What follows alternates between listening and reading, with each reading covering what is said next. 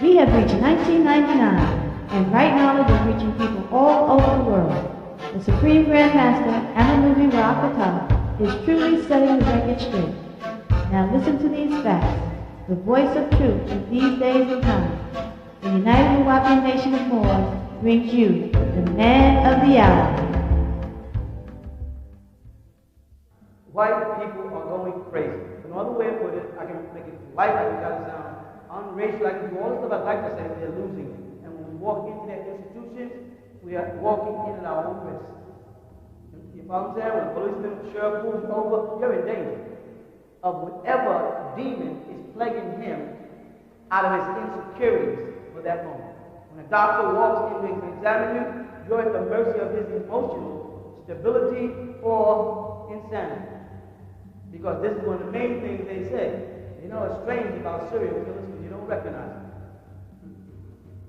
You follow? Yet, when they make a movie, they character cast. So they can cast a character to suit you and I. They can find, and you say, well, wow, Denzel Washington played that part perfectly. Someone picked him and said, he'll fit that part perfectly. They can character cast so well that the actor in the movie can actually begin to convince you that they're really that character. So with that, they're admitting that they know how people think. They know what people see. They know what people want to see. You know? In other words, they know the law of cause and effect. So how come they can't profile a serial killer? How come he has what they refer to as a normal appearance? Simply because he is not the mentally deranged individual who's a biker, who's been raised off a bear, you know, in skins. And I'm saying riding motorcycles and smoking drugs and doing, he's not that. He's the doctor, he's the lawyer, he's the policeman, he's the fireman, he's the white collar and the blue collar person. And they always admit after they catch him that, boy, when you look, notice what they say, but look at him, you never think Ted Bundy would do that. Who figured that out? Now check the point. After he did it, you got me? After he's already killed all those people, somebody with white looks at this white guy and says, gosh, to look at him, you would never think he would do that. Isn't that after the fact? You should be saying, gosh, now we know what people look like who do things like that. The doctors and the lawyers and the teachers and the firemen and the policemen and the politicians are the ones that are doing all the dangerous things. KKK is not a bunch of poor, cut-back country white folks walking around the hoods anymore. That didn't work. That stopped working in the 60s when niggas started punching them in their face. So they had to come out from under those hoods. The ones you see in the hoods now are a big bunch of what they call fat, pot-belly hillbillies who want to hold on to the KKK image the same way if you go back to your old neighborhood, some niggas are still hanging on the corner. Some niggas still joining gangs, and gangs went out in the 50s. There's always that. And some guys still grew up in the hallway and drinking wine. There's always that group of people, and that's what you're looking at. What does that mean? It means the devil's time is up. And the only people who keep the devil alive is you. If you keep on pumping into his world, feeding into him, you got to withdraw, like it says. Be in the world, but it says in the Bible, come out of her, my people, so you be not partakers of her iniquities or evils. But you still are in his world, still seeking jobs in his world, still doing things in his world, as you see his world crumble. A man shot a kid 5 years old and shot at 5 other kids, and he's walking on national television with a smile on his face. All right? He shot some Jewish kids. The point is, why show him? Why show him? Why show him smiling? Why put the thought in the mind of some other crew? Why promote the thought? They could just as well mention the incident and never show it, and never gave him an opportunity to smile at America like, yeah, I killed some Jewish kids, or I shot some Jewish kids, and I killed this Latino brother. You follow? Why would they give him a platform? You follow? They're giving him a platform because they have this new philosophy, and it's called copycat. You know what that means? Usually when somebody sees some kind of crime, they go and emulate the crime. So the reason why they were putting on television is because the next day someone killed a Jewish rabbi. Because he said it's time to kill Jews. And then some people sitting around with absolutely nothing going on between their ears. They wait to see what happens, and that's how they act. And that person got up and went and got a gun and killed somebody else. They were hoping, they are praying for what they have been propagating for the last 20 years. You know what that is? A race war. Those Caucasians who are putting away and stockpiling weapons, training out in the woods, way back in the 60s they were doing this. Living in the woods. Came back from Vietnam with nothing to kill. So they started forming all kind of groups like the militias, freemen, etc. And they've been waiting. They preach there's going to be a race riot. That is the foundation of their doctrine. You understand? You know the sad thing about it? They said, go back and check their paraphernalia. They said before the year 2000. They preach amongst the skinheads, the Aryan nation. They preach that there'll be a race riot before the year 2000. And what month are we in? How many more months they got before their race riot? Huh? Before January comes in, they got to get a race riot going between now and what? 4 months. Otherwise, their whole philosophy is crap. You know what I'm saying? It goes out the window as crap for the babbling of some angry, racist, insecure people who have spent money stockpiling weapons, money training in what they call paramilitary training in the woods, and setting up shooting lodges and just acting in full. But it's coming out there was a lie. Because there's no race riot. Because we're just not that angry. You follow? We've learned to adapt as a people. We've learned how to survive. And we're just not that mean. We're not as angry and vicious as white people. They cannot provoke us. They want a race riot. They've been preparing for it. And that's why they're doing the stuff they're doing now. And they're going to do some more stuff. Because they're hoping you and I get mad. People like Jesse Jackson have to be careful. Has to be very careful. Because they think, if we get him, his people are going to get mad and it'll be right. Or if we get him, they was hoping on the 29th that would be right. If they're not desperate, and they say, well, man, this guy seems to have people that love him. Malachi is that character. If we can threaten his life, his followers will get mad. They don't know us. They don't know how we think. They don't know we see tomorrow before it comes. You're looking at God-fearing people who put their trust in the Most High first and know they're dealing with devils. Devils in human form. And I'm not the one that called them devils in human form. Jesus did. Jesus in St. John said, you are of your father, the devil. He's been a liar since the beginning. Here's something Grandma always said. God don't like us. God don't like us. And boy, there were some ugly people. They got some ugly souls. Ugly, they don't have no soul. Let me go back. They got ugly spirits. They do ugly things. So we got the tables turned. Feel good. We stopped. We regrouped. We put our spirits together. We started praying, meditating, and we stopped fighting like demons. We stopped fighting back, cursing, fighting back, and we started fighting with the mind, fighting with the soul, fighting with the spirit. We started fighting with God on our shoulder. And changed around because we're dealing with people who are the devils. And they can't deal with the power of God. They said we work with black magic. Well, we wouldn't work with green magic as black as we are, would we? And so is ours. And they're more afraid of us than we are of them. All we got to do is stay on the right path. Stay legal. Stop breaking the law. You know what I'm saying? Keep your prayers up. Keep a positive vibe in your family. Get away from negative people. Keep that energy flowing. And there's nothing you can't do. I'm telling you now, we need it more than ever. Because the man who we trusted is losing power.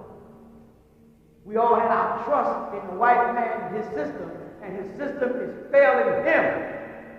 What is he going to do on December 31st? What is he going to do? The question, I ain't care. You're worried about what you're going to do. What is the man who has the button going to do? Have you thought about that? Some of y'all said, ain't nothing going to happen on with the YK. Hello? It already started happening. We prophesied it. We knew it was coming since 1970. We watched the calendar. We watched the stars. We loved the events. We saw the wars. We watched the diseases. And we knew each time it came how not to catch it. That's why there's so many of us sitting up here without AIDS. Because we knew what to do. We knew when to fold. A whole lot of folks didn't know when to fold. They dead as hell. You understand? Why? Because somebody up there wanted me and you to be prepared. Are you prepared? Are you still in his system? Because his system is going to fall. No doubt about it. What are the police going to do? They don't have to worry about you hurting me. You know what they got to worry about? Them hillbillies. Them militia groups hate them more than they hate than us. We get arrested in peace. And I've showed you this on national television. You watch it. When they try to arrest a white boy, he's kicking and fighting and spitting and carrying on, right? They know their problem is not us. They got to keep the attention on black folk. Yes, there you go. Yes.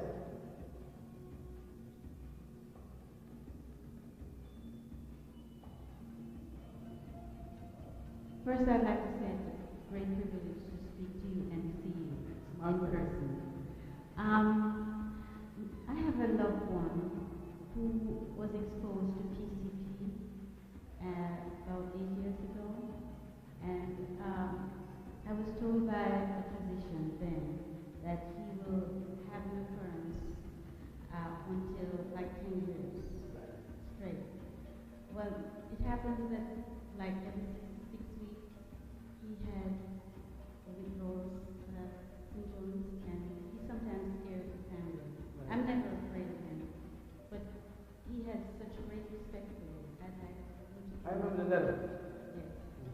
I'd like to give you some advice as to what to tell him, because whatever you say, he will do. It has a lot to do with whatever was given to him. Because most of that is laboratory made. How much was given to him? Has he done it more than once? Was it done more than once? And this is because what these type of tailor-made drugs do is they tailor-make themselves to your blood system. And they stay in your body. And they just flare up whenever they wish. And there's nothing you can do to prevent that once it's in your bloodstream. I mean, transfusions, nothing. It aligns itself with your body. So he's going to have this episode.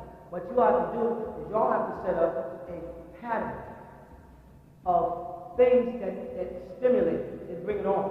For instance, let's say a bright red light may bring it on. You follow? Or an argument may bring it on. A depression between a girlfriend.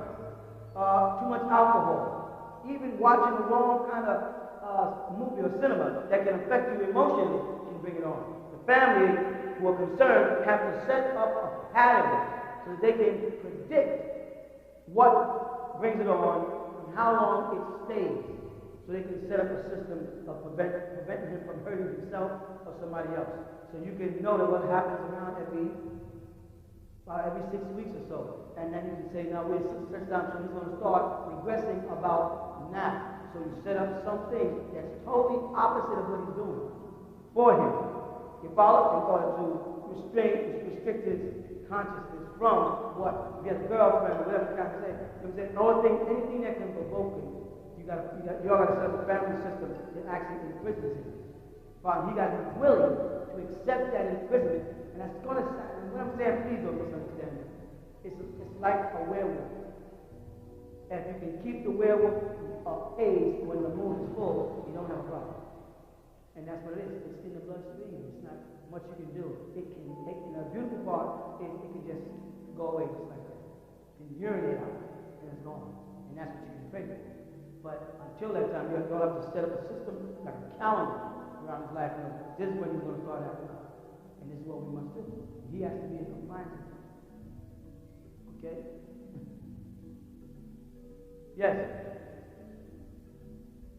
I read an article in the paper some months ago, and it was speaking about stuff they were trying to do in the near future, making robots that look like humans, and also they spoke about a spiritual computer. Right. On what's like, what would it do? You know, like get information on spirituality, or can it do something to you? Or? No. When they say a spiritual computer, what they're doing right now is real frightening, because they have learned that what they call matter is not the final stage. And what they call atomic energy is not the final stage.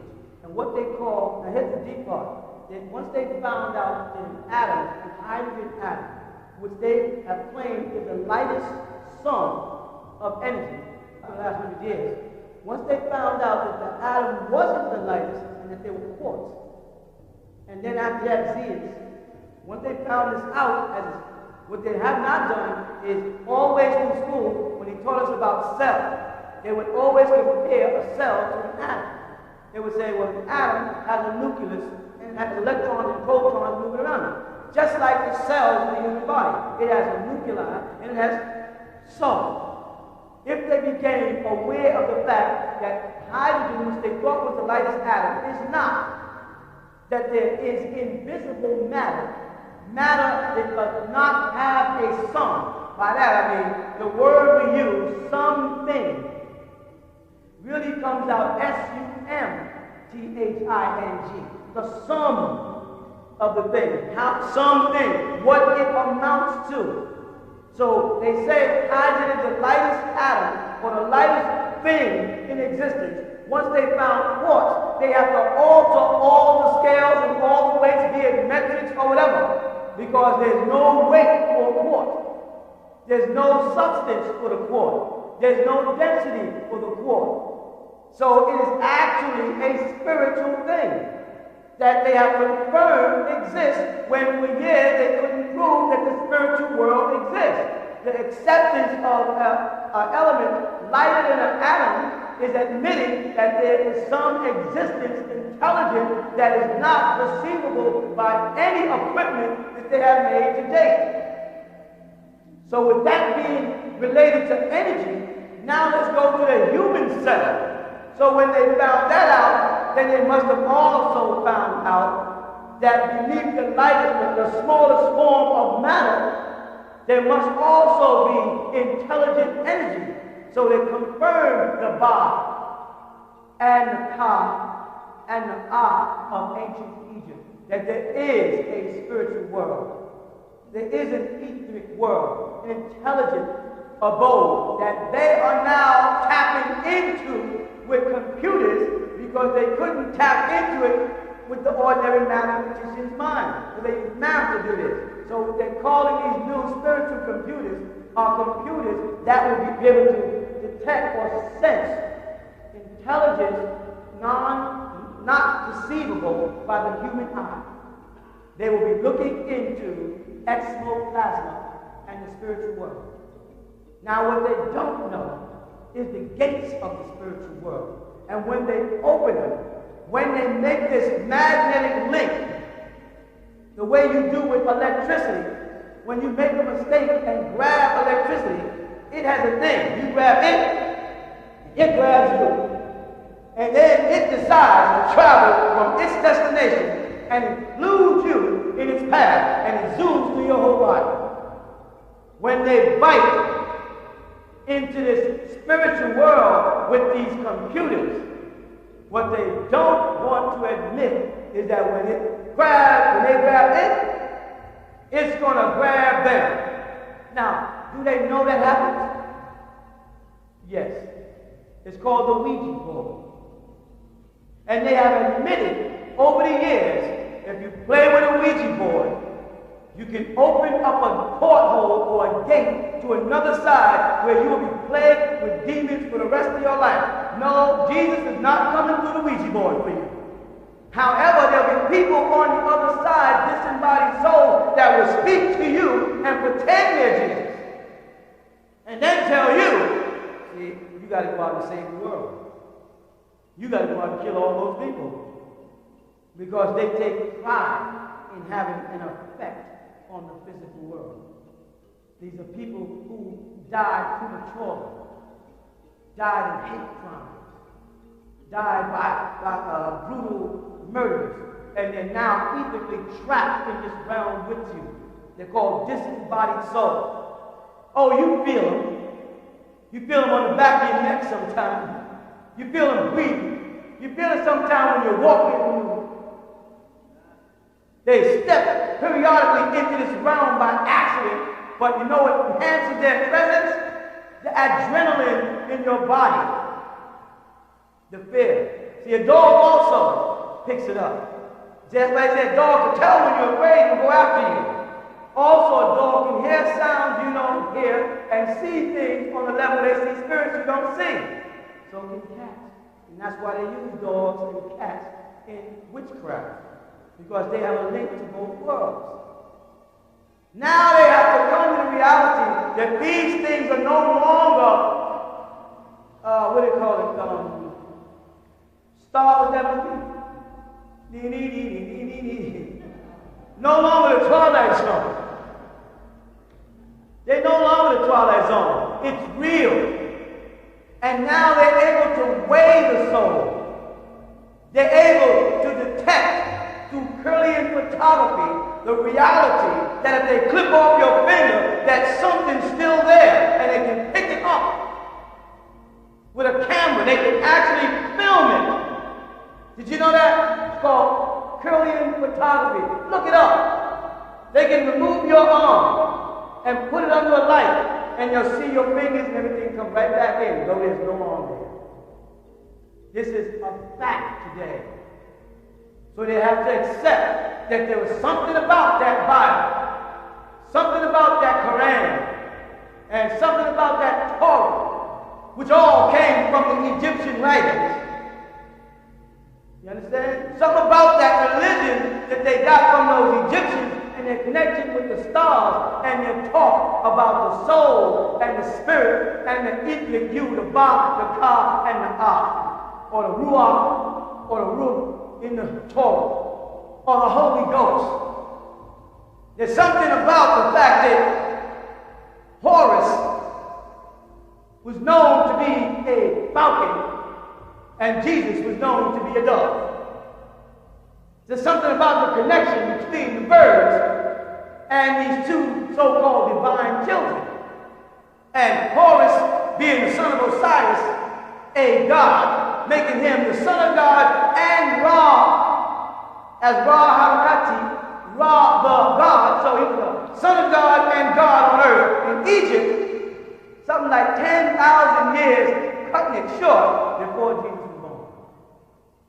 Something about the fact that that's written on a wall, carved in a stone, kept in a tablet, locked in a vault, and kept in the bony cage of those few fortunate beings that have access to that information.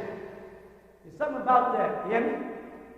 Something about the link between that information and why they want us to be everything but Egyptian. They don't mind us being Christian. They don't mind us being Muslim. They don't mind us being Buddhist. We can cut our hair up and get little patches with an orange robe on and be a Hare Krishna. Stand in the airport and South Africa, but don't link up and take Egypt seriously. They fought against Dr. Ben Yakin for over 50 years as he tried to reveal how powerful Egypt was. You hear me? And the power the Egyptians had once they start realizing they're Egyptians. That's the first thing. The first realization is, I'm not just studying Egyptology. I am an Egyptian. I know y'all are thinking walk like an Egyptian, talk like an Egyptian. They did that too. They put that in your mind so it turns into a joke and away from reality. In other words, their present-day scientists have now come to face the reality that there is a spiritual world and that you are directly linked to it. Out of all the countries in the Caribbean, all right, which country is suppressed and kept the poorest? Haiti. Listen again. Out of all the countries in the Caribbean, you're right. Which country? Why Haiti? Voodoo. White folks, by the hundreds of thousands, go to Louisiana for the Mardi Gras, strip off their clothes, get buck naked, stomp drunk at a voodoo ceremony. You understand? Why? Because they're seeking soul.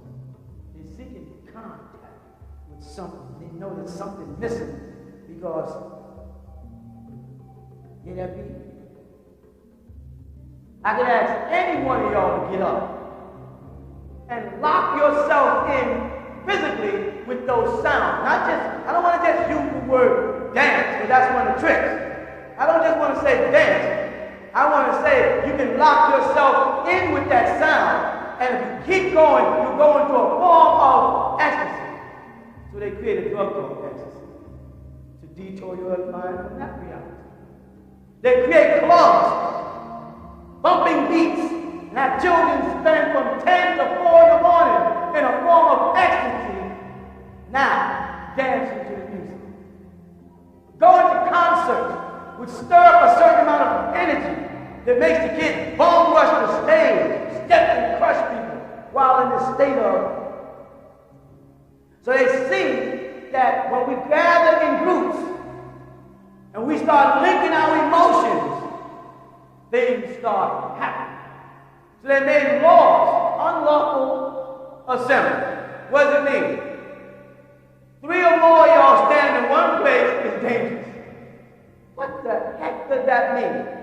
3 or more ethnics in one place on a corner is dangerous. How do they automatically become dangerous? Because there's going to be some type of mental link that can take us to a state of ecstasy. And while we're there, we might happen to see a white person walk by and remember what they've done to us, and just out of the clear blue sky decide, I want to burn my foot in your butt. I don't know you. I don't know you, but I know what you have done to my people in America, in the Caribbean, in Cuba, Puerto Rico, even where? Africa, where? I know what you've done to my people where? China. I know what you do to people. I know what you are. You are the devil. Now, I didn't say you're the devil just because I want to say it. I'm saying it because the Bible says it. Right at the beginning of Genesis, it tells you that there's going to be a hate, an enmity between who? The woman's seed and the serpent's seed. Genesis chapter 3, when they introduce you to the devil, why I don't know, but that's when he gave birth to him. If you never told us about it, we would have stayed in God. You gave people the doctrine of the devil so they would form a satanic church. You hear me? But you told us then there's going to be hate, envy, jealous between the woman who was who? Eve, Hawa, whatever name you want to use, and who else? And Satan. And Satan's what? They say Satan's zera in Hebrew. Satan's zera. His offspring. So the Bible admits to us in Genesis chapter 3 that the devil has a zera in Hebrew. I don't know what you read in the New Testament in English. That's all lie. In the original language, zera, he has a seed. A seed is coming from reproducing, or begetting, or willing. or ula in Hebrew, bullet in Arabic, to conceive a child. So the Bible admits in Genesis 3 that Satan's going to have children, and his children are going to be against Eve's children. And the description of Adam in the Bible is Adamah. Adamah, from brown, red soil, from the clotted blood. If you cut a person and you take the blood out and let it sit, when the air hits it, it turns back to brown dirt, granulates, ashes to ashes, dust to dust. So the original man, Adam, was black. You understand? And Eve was black. So if Eve was black according to the Bible, you hear me? And God said, I'm going to put hate between your seed, devil, and Eve's seed, and Eve was black, then there's a physical devil walking around on earth with us, having children when we have children. You hear me? The difference is, as much as we aspire for peace, we'll march for peace. We'll turn the other cheek. They aspire hate, racism, killing, wars. They manufacture drugs.